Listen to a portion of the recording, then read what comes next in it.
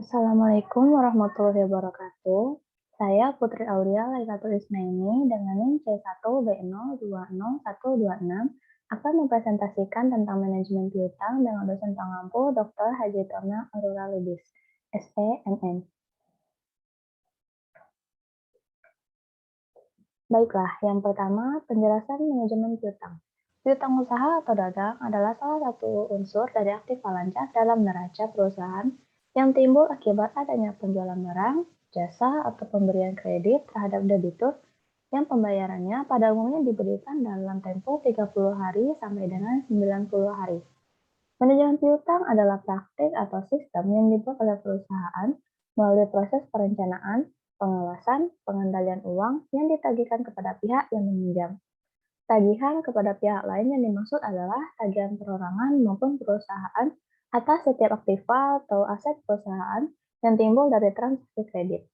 Agar tujuan-tujuan tersebut tercapai, perusahaan wajib mengelola piutang secara efektif, efisien, dan tepat sasaran agar tidak berbalik merugikan. Selanjutnya ada jenis-jenis piutang. Yang pertama piutang usaha atau dagang. Piutang usaha adalah hak klaim dari perusahaan terhadap individu maupun perusahaan lain. Dengan hak klaim ini, perusahaan dalam menuntut untuk pembayaran baik dalam bentuk kas, barang, dan jasa kepada individu atau perusahaan yang berpiutang tersebut. Lalu selanjutnya ada piutang wesel. Debitur membuat perjanjian tertulis kepada kreditur untuk melakukan pembayaran dengan sejumlah tertentu untuk jangka waktu yang sudah ditentukan. Umumnya jangka waktu pembayaran piutang wesel ini paling cepat 60 hari. Lalu yang terakhir ada piutang lain-lain. Jenis piutang di luar perusahaan dan piutang wesel meliputi piutang bunga, piutang pajak, piutang dari karyawan perusahaan. Lalu selanjutnya ada kebijakan manajemen piutang. Yang pertama, analisis standar kredit. Kualitas minimal yang digunakan untuk menilai apakah peminjam layak untuk diberikan kredit atau pinjaman. Lalu ada persyaratan kredit. Hal ini meliputi penentuan periode kredit, potongan tunai, penetapan bunga, dan syarat-syarat lain yang diberikan kepada pemohon pinjaman. Lalu yang ketiga ada kebijakan penagihan.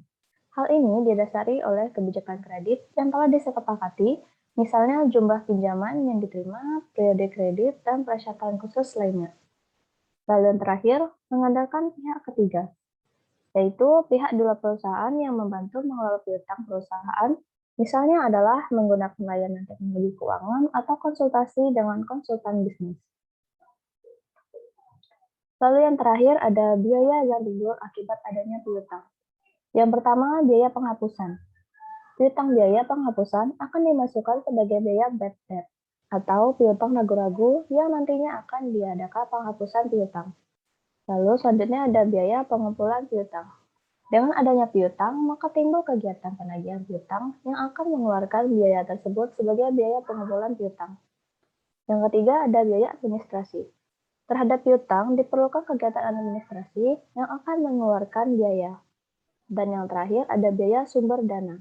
Dengan terjadinya piutang, maka diperlukan dana dari dalam maupun dari luar perusahaan untuk berjaga-jaga.